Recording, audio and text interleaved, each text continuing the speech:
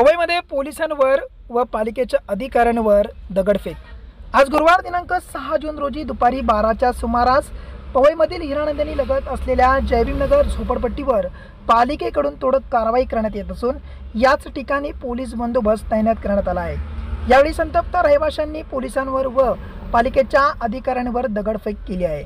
सध्या परिसरात तणावाचे वातावरण पसरले असून यात काही पोलीस कर्मचारी हे जखमी झाले आहेत।